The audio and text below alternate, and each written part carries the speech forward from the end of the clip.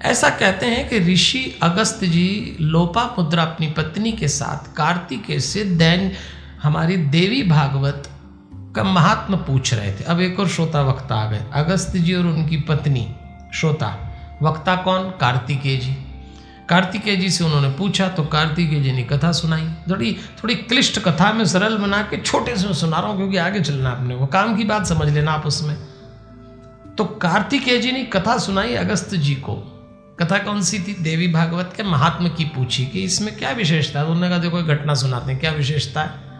विशेषता यह है कि एक बार एक पति पत्नी यज्ञ करा रहे थे। पति कौन थे? विवस्वान नाम के बनु, विवस्वान नाम के मनु। उनके पुत्र थे श्राद्ध देव और उनकी पत्नी का नाम था श्रद्धा। तो श्राद्ध देव नाम के पति, श्रद्धा नाम की पत्नी, उन्होंने वशिष्ठ जी को गुरु बनाया और कहा आप हमारा यज्ञ कराइए, हमको पुत्र की कामना है। वशिष्ठ जी ने यज्ञ कराना शुरू किया। लेकिन वो जो पत्नी थी श्रद्धा, उन्होंने धीरे से यज्ञ करने वाले जो होते हैं ना पुरोहित, उससे कहा कि सुनो, मेरे पति को तो पुत्र चाहिए लेकिन मुझे पुत्री चाहिए, तो तुम तो ऐसे मंत्र पढ़ो कि पुत्री हो जाए। किसी काम में पति पत्नी अलग अलग विचार, अलग अलग निर्देश और अलग अलग इरादों से बैठ जाएं तो फिर क्या होता है, अब सुनना जरा। कभी कभी ऐसा होता है कि पति को पता ही नहीं लगता और पत्नी निर्णय बदल देती है। कभी कभी ऐसा भी होता है कि पत्नी को पता नहीं लगता, पति निर्णय बदल देता है। इनने बदल दिया, पुरोहित ने मंत्र दे दिया, कन्या पैदा हो गई। जैसी कन्या पैदा हुई तो श्राद्ध देव ने कहा ये क्या?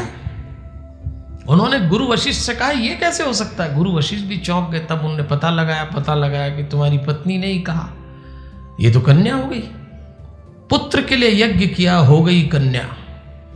लेकिन श्राद्ध देव ने कहा कि ये तो ठीक नहीं है, आप इसको करिए। तो वशिष्ठ जी ने व्यवस्था की, भगवान से कहा कि ऐसा हो गया। तो भगवान ने उस कन्या को, जिसका नाम इला था, बाद में इला नाम से पैदा होगी फिर से, तो इला को पुरुष बना दिया, तो सुद्युम्न बन गया वो। और सुद्युम्न एक दिन शिकार खेलने गया। उस जंगल में और भी ऋषि मुनि आए। उस जंगल में शिव और पार्वती जी विहार कर रहे थे, एकांत चाहते थे पति पत्नी। इतना सारा हल्ला हुआ तो पार्वती जी ने कहा क्या है, कभी चैन से भी नहीं बैठ सकते, अब यहाँ जंगल में चैन से आए तो इतना डिस्टर्बेंस होता है ना। कभी कभी अपन लोग एकांत के लिए जाते हैं और हमारी भीड़ भाड़ आ जाए तो और दूर चलो। तो पार्वती जी ने शिकायत की तो शिव जी को लगा कि पत्नी ने शिकायत की है। तो अपनी पत्नी को प्रसन्न करने के लिए उन्होंने कहा ठीक है फिर मैं व्यवस्था करता हूँ। इसमें लिखा है प्रियाया प्रियमं छन्न शिवो अरण्यम शापपः, ऐसा शब्द आया। इस श्लोक का अर्थ सुनना, बड़ा प्यारा अर्थ है इसका।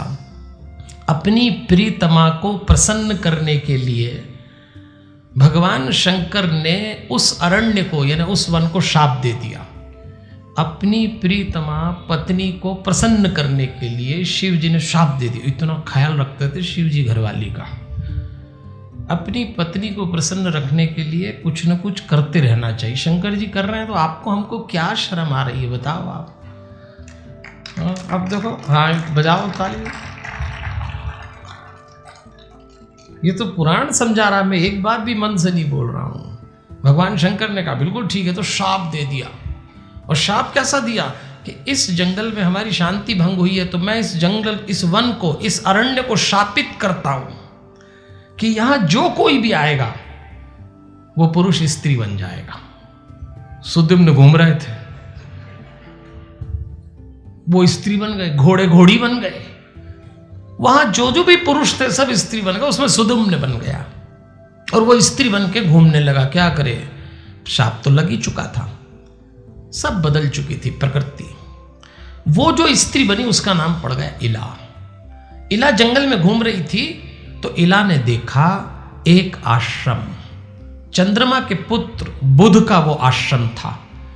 बुध और इला का विवाह जैसा हो गया, तो उनके यहाँ पुत्र पैदा हुआ पुरुरवा। ये सब कहानी आगे आएगी पर आपको पात्र ध्यान आते रहे। बाद में सुद्युम्न को लगा, इला को लगा कि मैं इला बन गई पर हूं तो सुद्युम्न। फिर गुरु को याद किया, फिर शंकर जी के पास ले गए। शंकर जी ने कहा देखो भाई, अब तुम पहले तो कन्या के रूप में पैदा हो गई, यज्ञ किया था पुत्र के लिए, पूरा ही कॉम्प्लिकेशन चल रहा है इस केस में, कैसे निपटाएंगे। उसके बाद तुमको फिर मैंने गुरु के चक्कर में पुरुष बना दिया, अब तुम गए तो फिर मेरे शाप से उसमें फिर स्त्री बन गए। भगवान भी कंफ्यूज हो गए, आप तो हो ही रहे होंगे। भगवान शंकर ने कहा पूरी व्यवस्था तो नहीं करूंगा, एक कर देता हूं, 1 महीने तू पुरुष रहना और 1 महीने तू स्त्री रहना। अब नया कॉम्प्लिकेशन, अब एक नई समस्या शुरू हो गई। ऐसा भी कैसे चले, लेकिन चल रहा था। उन्होंने कहा महाराज ये तो और दिक्कत का काम, मैं राजा हूं, कैसे कर पाऊंगा। तब गुरु ने भी कहा कुछ तो करना पड़ेगा। तब उनको कहा गया आप देवी भागवत की कथा सुनो। अब जब आप देवी भागवत की कथा का अनुष्ठान करेंगे और उसको सुनेंगे तो उस अनुष्ठान के परिणाम में आप सदैव के लिए पुरुष बन जाएंगे। आश्विन मास के शुक्ल पक्ष में 9 दिन की कथा सुनी और पुरुष बन गए, वो संकल्प हुआ। इसीलिए इस कथा की फलश्रुति में लिखा है स ए सकल कामना प्राप्य देव्या प्रसादत। इस श्लोक का अर्थ होता है देवी की कृपा से इस श्लोक में संपूर्ण कामनाओं की प्राप्ति करके अंत में देवी का लोक प्राप्त हो जाता है। मतलब कामनाओं की पूर्ति हो जाती कथा को सुनने से। हम सबके मन में कोई ना कोई कामना है तो वो पुरुष बन गया।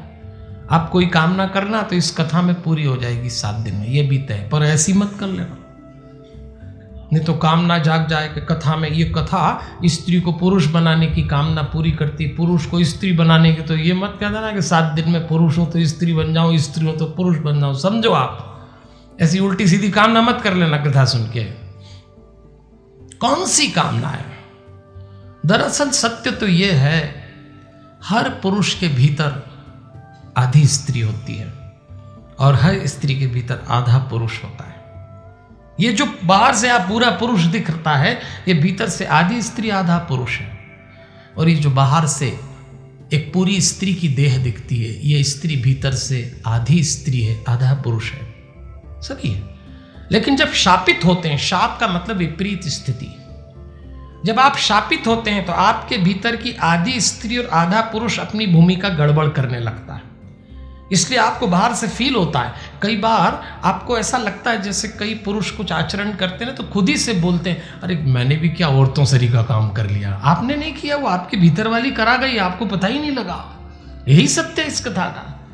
कई बार माताएं बहनें भी बोलती अरे हमने भी क्या आदमियों की तरह काम कर लिया। हाँ तो वो तो आप थोड़ी कर रहे हैं, आपके भीतर का आधा आदमी करा रहा है। लेकिन इस कथा को सुनने से आपके भीतर की आधी स्त्री और आधे पुरुष का संतुलन स्थापित हो जाएगा।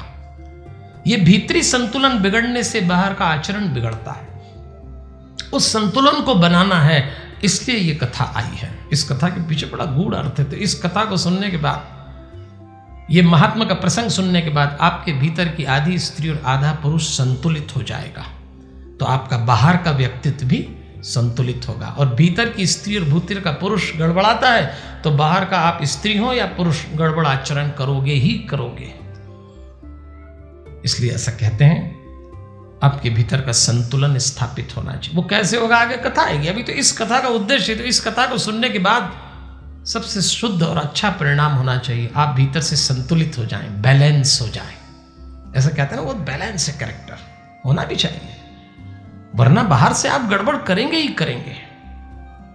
यह है लक्षण। जैसे कभी कोई पुरुष रोता है तो मतलब क्या औरतों की तरह रोते हो, तो क्या औरतें रोती हैं क्या? हाँ, लेकिन आपको कौन रुला रहा है? आपको कौन भावनात्मक रूप से इस तरह से करता है?